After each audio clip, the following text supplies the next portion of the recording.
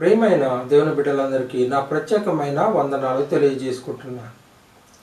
ఈరోజు రాధా మనోహర్ దాస్ అనే ఆయన ఏదో కొన్ని 26 ప్రశ్నలు ఉన్నాయి, నాకు సమాధానం చెప్పండి అని చాలా చోట్లకు తిరిగి ఆ పాంప్లైట్స్ అంటిస్తున్నాడు. ఆ ప్రశ్నలకు సమాధానం చెప్తామని చాలామంది యూట్యూబ్లో వీడియోలు చేస్తున్నారు, చాలామంది ఆయనకి ఫోన్ కూడా చేస్తున్నారు. రీసెంట్గా విజయప్రసాద్ రెడ్డి గారు కూడా ఆయనకు ఫోన్ చేసి మీరు రండి నేను మీకు సమాధానం చెప్తానంటే తోక ముడుచుకొని పారిపోయాడు, రాలేదు. ఆ తర్వాత హనీ జాన్సన్ గారు కూడా ఆయన కోసం ఒక వీడియో చేశాడు. నీ ప్రశ్నలకు నేను సమాధానం చెప్తాను, నువ్వు రా అని పిలిచినప్పుడు పిలిచిన వారి దగ్గరికి వెళ్ళట్లేదు.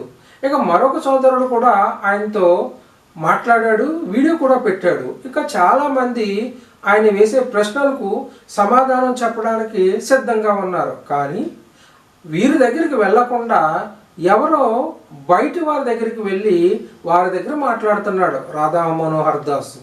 అయితే వచ్చి ఈయన అడగాలి, బైబిల్లో ఈయనకున్న సందేహాలు ఎక్కడికి వచ్చి తీర్చుకోవాలి? బోధకుల దగ్గరికి రావాలి, పాస్టర్ల దగ్గరికి రావాలి, సేవకుల దగ్గరికి రావాలి, లేదంటే బైబిల్ మీద అవగాహన ఉన్నవారు ఎవరి దగ్గరికన్నా వచ్చి ఆయన క్వశ్చన్లు అడిగితే ఆయనకి సమాధానం చెప్పడానికి చాలామంది సిద్ధంగా ఉన్నారు. అంతేకాకుండా ఆయనకు సమాధానం చెప్పడమే కాకుండా తిరిగి ఆయన ప్రశ్నించడానికి కూడా చాలామంది సిద్ధంగా ఉన్నారు. ఆయన ఏదో గొప్ప ప్రశ్నలను అడిగినట్టు 26 ప్రశ్నలు ప్రింట్ చేసి సంఘాల దగ్గరికి వెళ్ళి, చర్చిల దగ్గరికి వెళ్ళి అంటిస్తున్నాడు. మనం క్రైస్తవ మీటింగ్ జరిగినప్పుడు కానీ, క్రైస్తవ కూటాలు జరిగినప్పుడు కానీ మన పాంప్లైట్స్ వారి యొక్క టెంపుల్ దగ్గర లేదంటే వారి యొక్క గుళ్ళు దగ్గర దరిదాపుల్లో అంటిస్తే వారు మన మీదకి గొడవలకు వస్తారు. అలాంటిది ఈయన మన చర్చ్ దగ్గరికి వచ్చి, మన సంఘాల దగ్గరికి వచ్చి, మన సంఘాలకు అంటించి వీడు వెళ్తున్నాడంటే ఆలోచన చేయండి. క్రైస్తవ్యం మీద ఈయనకి ఎంత కక్ష ఉందో. ముఖ్యంగా ఒక పెద్ద ఆయనతో ఒక సంభాషణ చేస్తున్నాడో ఆ సంభాషణని ఒకసారి మీరు వినండి, విన్న తర్వాత మనం మాట్లాడదాం. అతను చెప్తున్నాడు, యెహోవా నేనే యూదులకు ఏకైక దేవుడు నేను. మళ్ళీ 6:15 చెప్తున్నాడు, నేను అసూయగల దేవుడిని అని చెప్తున్నాడు. అలాగే ఈసయ్యాలో 43:10-11 నా ముందు నా వెనక ఏ దేవుడు లేడు, యెహోవా తప్ప వేరే రక్షకుడు లేడు అని చెప్తున్నారు. మరి వాళ్ళేంటి 3 దేవుళ్ళు 4 దేవుళ్ళు ఏవో చెప్తుంటారు, ఏదో ట్రినిటీ అంటారు, ఏదో అంటారు. ఏమిటి అసలు? What is this? ఎవరు who is really for them according that book? నిజమే మీరు చెప్పింది. ఎవరు అసలు దేవుడు? ఇప్పుడు అయితే ఇక్కడ ఏంటంటే దేవుని గురించి ద్వితీయోపదేశ కాండం, ఇప్పుడు మీరు చెప్పింది ద్వితీయోపదేశ కాండంలో. అవును అవును, ద్వితీయోపదేశ కాండంలో ఇక్కడ భగవంతుడి గురించి వాళ్ళ దేవుని గురించి స్పష్టంగా మోసెస్ చెప్తాడు. అంటే దేవుడు చెప్పిన దాన్ని బట్టి ఎవరి మీరు చెప్పినట్టే వీరుడు నేనే యూదులకు ఏకైక దేవుడు అని. ఇప్పుడు దేవుడి వాక్యం అన్న తర్వాత నిజమైంది కదా. ఇప్పుడు ఈయన చెప్పినప్పుడు ఇది ఎప్పుడంటే మోసెస్ 14వ శతాబ్దం క్రీస్తు పూర్వం, క్రీస్తు పుట్టడానికి 1400 సంవత్సరాల ముందు. అప్పుడు క్రీస్తు అనేవాడు లేడు, ఎవడో తెలియదు. ఇప్పుడు మనం వెంకటేశ్వర స్వామిని ఆరాధిస్తాం కదా, కలియుగ దైవం అంటున్నాం కదా. కలియుగం ఎన్ని సంవత్సరాల క్రితం మొదలైంది? 5000. మరి వెంకటేశ్వర స్వామి ఎప్పుడు వచ్చాడు? వచ్చి ఒక 1000 ఏళ్ళు అయింది. మరి అంతకుముందు ఎవరున్నారు? అంతకుముందు వెంకటేశ్వర స్వామి లేడు అక్కడ. అదే, ఇంకెవరున్నారు? అంతకుముందు అక్కడ శక్తి ఉంది. శక్తి, ఏ శక్తి? ఆదిపరాశక్తి. అదే చెప్తున్నా. కానీ ఏంటంటే అప్పుడు మొట్టమొదటి ఇదనమాట, ఇది ఏర్పాటు చేసినటువంటి మతం. అంటే క్రీస్తు పుట్టడానికి ముందు 1400 సంవత్సరాల ముందు ఇది ఏర్పడింది, ఈ పుస్తకం వచ్చింది. తర్వాత 1400 సంవత్సరాల తర్వాత క్రీస్తు వచ్చాడు. అందుకని ఏంటంటే తర్వాత వచ్చి ఏవో వాళ్ళు పిచ్చి పిచ్చివన్నీ రాసేసుకున్నారు. కానీ అది తప్పని మనకు అర్థమవుతుంది కదా. కానీ నిర్గమకాండంలో 33:20 చెప్పాడు. ఈయన క్వాలిటీస్ చెప్తున్నాడు. ఎవరి క్వాలిటీ? ఈ యెహోవా దేవుడి యొక్క క్వాలిటీ. ఎవడైనా బతికున్నవాడు నా ముఖం చూడలేడు, నా ముఖం చూస్తే వెంటనే చస్తాడని. That is the supreme quality of this god. ఈ దేవుడి యొక్క ప్రత్యేకత ఏంటంటే చూస్తే చస్తాడు, అంతే, క్వశ్చన్ లేదు. చూస్తే ఆయన చూస్తే చస్తాడు ఎవడైనా సరే. అందుకని అంటే ఇదంతా ఎందుకు చెప్పాడంటే మోసెస్ ప్రజలు అడిగారు, నువ్వేమో మాకు కొత్త దేవుడికి తీసుకొచ్చి అక్కడి నుంచి తెచ్చావో తెలియదు మాకు, కానీ మేము వేరే దేవుడిని పూజ చేసుకుంటాం, కానీ నువ్వేమో ఈ దేవుడిని ఏంటంటే పట్టుకొచ్చావు, మాకు యెహోవా అంటే ఎవడో తెలీదు, మమ్మల్ని బలవంతం చేస్తున్నావు ఈ విధంగా చేయమని చెప్పి, అయితే మాకు ఆ దేవుడు చూపించు అన్నారు. ఇప్పుడు వాళ్ళని చూపించలేడు ఇతను ఎవరి దేవుడు అంటే మీడియేటర్ దేవుడు. కానీ ఏంటంటే అదంతా కరెక్ట్ కాదు. వాళ్ళు చూపించమని చెప్పారు. వాళ్ళు చూపించమంటే ఎలా చూపిస్తాడు? చూపించలేడు. అందుకని ఏం చెప్పాడంటే, మీరు కనుక దేవుణ్ణి కనుక మొహం చూడాలనుకుంటే వెంటనే చేస్తారు. నేను మాత్రం అడిగాను దేవుణ్ణి, నేను నిన్ను చూడాలని ఉంది, నువ్వు నాకు నువ్వు చూడాలంటే. అప్పుడు దేవుడు ఏం చెప్పాడంటే, ఒక కొండ దగ్గర క్లిఫ్ అంటారు, చీళ్ళ భాగం, అక్కడ నుంచో నేను వస్తాను అటువైపు. వచ్చిన తర్వాత నేను నడుస్తూ వచ్చి చేయడం పెట్టేస్తాను. అక్కడ కనబడుతుంది మీ కొండ దగ్గర బొక్క, ఆ బొక్క దగ్గర ఆ కొంత దగ్గర ఆ కంతకి చేయడం పెట్టాడు. నడిచి వెళ్ళిపోయిన తర్వాత అతని యొక్క పృష్ఠ భాగం ఆ పిర్రలు చూపించినట్టుగా మీకు కనబడుతుంది. అంటే వెనక భాగం ఇది దేవుడు, వాళ్ళ దేవుడు. వాళ్ళ దేవుడిని చూడాలనుకుంటే ఇది దేవుడు. ముఖం చూపించుకోలేని దేవుడు, ముఖం చూపించాడు, ముఖం మాత్రం చూపిస్తాడు, చూస్తే చేస్తారు. అని అంటే ఈ రకంగా మోసే యూదుని మోసం చేసి మనందరి మీద ఈ రుద్దడం జరిగింది ఈ దేవుణ్ణి. అర్థమైనా? ఇప్పుడు దేవుణ్ణి నమ్మాల్సిందే, నమ్మకపోతే చంపేస్తాడు. నన్ను నమ్మకుండా ఎవరైతే ఉంటారో ఇంకో ఈయన యెహోవా దేవుడు. ఇందా చూసాం కదా వెనక పార్ట్, ఫ్రంట్ పార్ట్. ఈ యెహోవా దేవుడు ఏం చేస్తాడంటే, ఆయన దగ్గర ఖడ్గం ఉంది.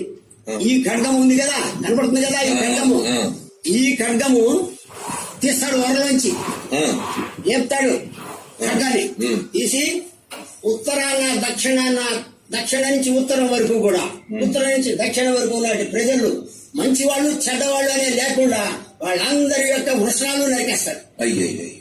ఇదో కనబడుతుంది కదా, ఒక అతని వృషణాలు నరికేశాడు, కోసేశాడు, వృషణాలు నరికేస్తాడు ఈ దేవుడు. అప్పుడు ఏడుస్తూ ఉంటాడు వీడు. ఏమిటిరా ఏడుస్తున్నా అని ప్రజలు వచ్చారు ఓదార్పుకి, జగన్ ఓదార్పులాగా. అయితే ఏంటంటే ఏమిటంటే యెహోవా దేవుడు నా యొక్క పురుషాంగం కట్ చేసేసాడు అని చెప్పి ఉపదేశంగా విన్నారు కదా వీరిద్దరూ ఏం మాట్లాడుకుంటున్నారో. ఆ పెద్ద ఆయన ఏం చెప్తున్నాడు అంటే, ఈయన వేసే క్వశ్చన్కి అసలు బైబిల్లో దేవుడు యెహోవాను ఉన్నది, తర్వాత యేసుక్రీస్తు అంటున్నారు, తర్వాత ఇంకొక దేవుడు అంటున్నారు. ఇలా ముగ్గురు దేవుళ్ళు నలుగురు దేవుళ్ళు చెప్తున్నారు. ఇంతకీ నిజమైన దేవుడు ఎవరు కరెక్ట్ దేవుడు అని ఆ పెద్ద ఆయన అడిగినప్పుడు ఆయన ఏం సమాధానం చెప్తున్నాడు? అసలు ఉన్నది యెహోవా, మోషే గారితో మాట్లాడింది యెహోవా.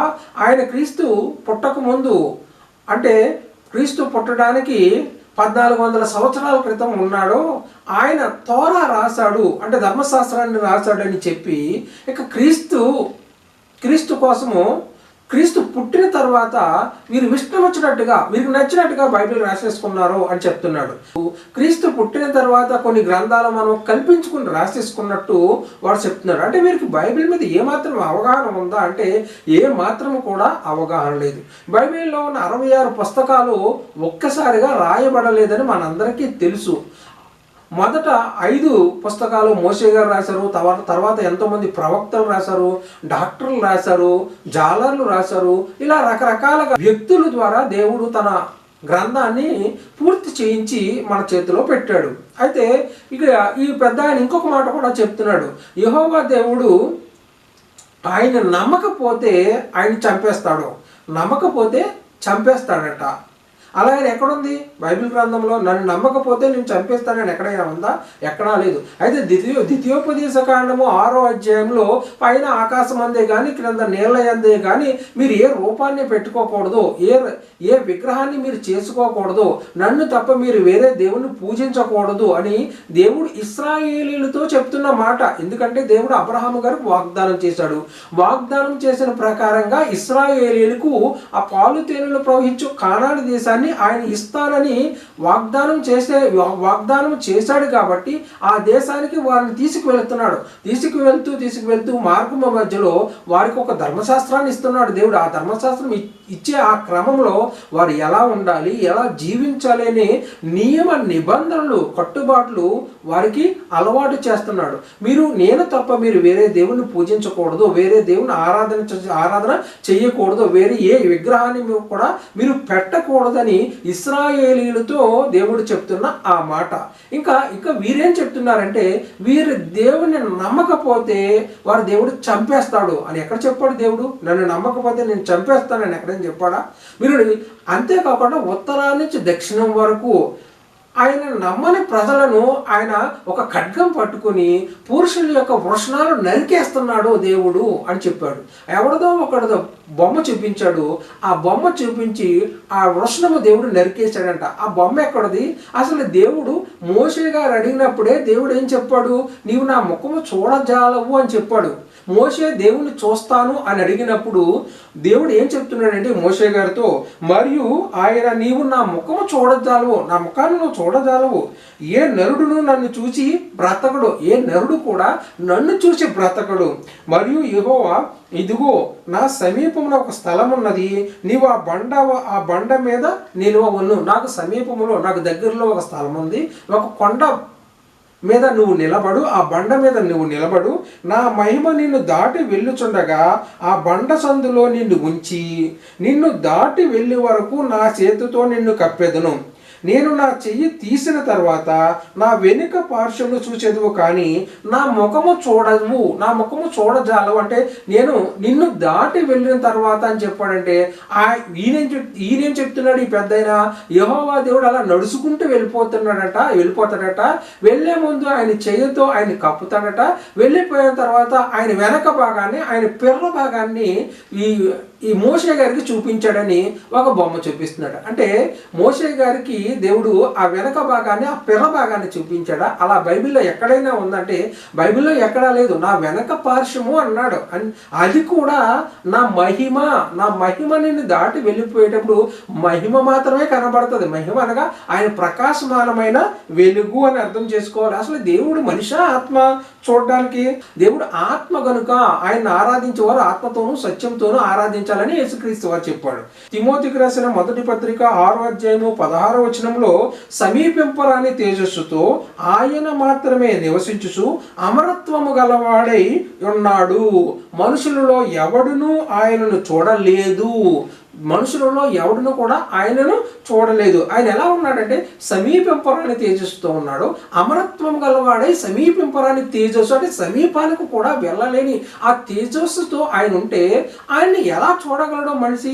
మానవ నేత్రాలు దేవుని చూడగలుగుతాయా అంటే మానవ నేత్రాలు ఆత్మస్వరూపి అయిన దేవుని చూడలేవు అని మనందరికీ తెలుసు. కానీ క్రైస్తవులందరికీ మనకు తెలుసు. కానీ బైబిల్ మీద అవగాహన లేని వారికి, బైబిల్ పరిభాష తెలియని వారికి, బైబిల్ అక్షర జ్ఞానం తెలుసు కానీ దాన్ని అర్థం చేసుకునే ఆత్మజ్ఞానం లేని వారికి ఈ మాటలు అర్థం చేసుకోవడం చాలా కష్టమే. రాధా మనోహర్ దాస్కి బైబిల్లో ఉన్న ఆ మాటలు అర్థం కావు. అర్థం కానప్పుడు ఎక్కడికి వెళ్ళాలి? ఒక బోధకుడి దగ్గరికి వెళ్ళి తెలుసుకోవాలి, లేదంటే పాస్టర్ గారి దగ్గరికి వెళ్ళి తెలుసుకోవాలి. అంతేగాని ఎవరో గొట్టంగాడు లేదంటే అనామకుడు బైబిల్ మీద నేను పరిశోధన చేస్తున్నానని ఎవరి దగ్గరకో వెళ్ళి వాడిని ప్రశ్న అడిగితే వాడేం చెప్తాడు? వాడి బుర్రలో, వాడి మట్టి బుర్రలో ఏముంటే అది చెప్తాడు. అంతేగాని దేవుడు వెనక పార్శ్వం చూపించాడు అంటే దేవుడు ఇలాంటి వారికి ఆ బ్యాక్ పార్టే చూపిస్తున్నాడు అనుకుంటాను. నాకు అలాగ అనిపిస్తుంది. ఇలాంటి వాళ్ళకి దేవుడు బ్యాక్ పార్టే చూపిస్తాడు. అలాగని తర్వాత మీరు వెంటనే ఏమంటున్నాడు? దేవుడు ముందు ముఖాన్ని చూపించాడు. అసలు దేవుడికి ఫోటో అంటూ ఉందా? దేవుడికి ఒక విగ్రహం అంటూ ఉందా? దేవుడికి ఒక ఇమేజ్ అంటూ ఉందా? దేవుడిని ఎంతవరకు ఎవరైనా చూసారా అంటే ఎవరు చూడలేదు. వీరికి ఆ ఇమేజ్ ఎలాగొచ్చింది? ఆ ఫోటో ఎలాగొచ్చింది? దేవుడు అంట ఒక కత్తి పట్టుకుని నన్ను నమ్మనల్ని నరికేస్తాను, అంతేకాకుండా నన్ను నమ్మని పురుషులందరినీ వారి వృషణాలు నరికేస్తాను అని వృషణాలు నరికేసినట్టుగా ఒక ఫోటో చిత్రీకరించి, ఒక వృషణం నరికేసిన వాడి ఫోటో ఒకటి చిత్రీకరించి అక్కడ చూపిస్తున్నారు వీళ్ళు. అసలు వృషణాలు నరికించుకున్నది ఎవడో, నరికింది ఎవడో ఒకసారి ఆలోచన చేయండి. మన తమ్నేల్ కూడా అదే ఉంది. ఎవరు దానిని ఎవరు ఓడగొట్టారు? దేవుడు మానవ వృషణాలని నరికేశాడా? ఇంతకీ దేవుడు వృషణాన్ని మానవులు ఓడగొట్టారా? ఒకసారి చూడండి, దేవుడు వృషణాన్ని మానవులు ఎలా ఓడగొడుతున్నారో ఒకసారి మన అనీ జాన్సన్ గారు ఒక షార్ట్ ఫిలిం తీశారు. అందులో మనకి కళ్ళకు కట్టినట్టుగా మనకి చూపించారు. అది కూడా మీరు ఒకసారి చూడండి. చూసిన తర్వాత మనం మిగతా విషయం మాట్లాడుకుందాం. ఓం నమః శివాయ, ఓం నమః శివాయ, ఓం నమః శివాయ.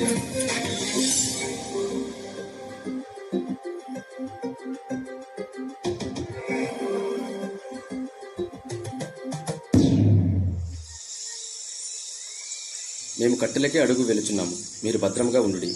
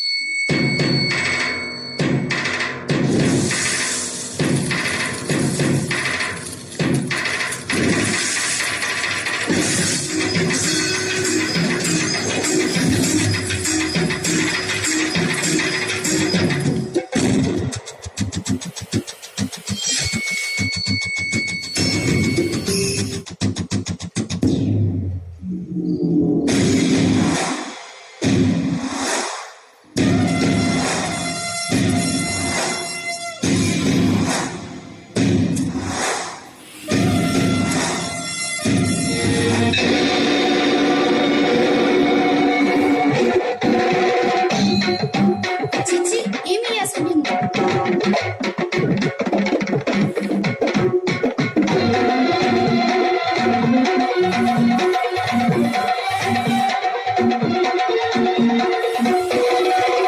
చిచ్చి ఏమి ఈ కామ వికార వికృతి చేస్తాడు?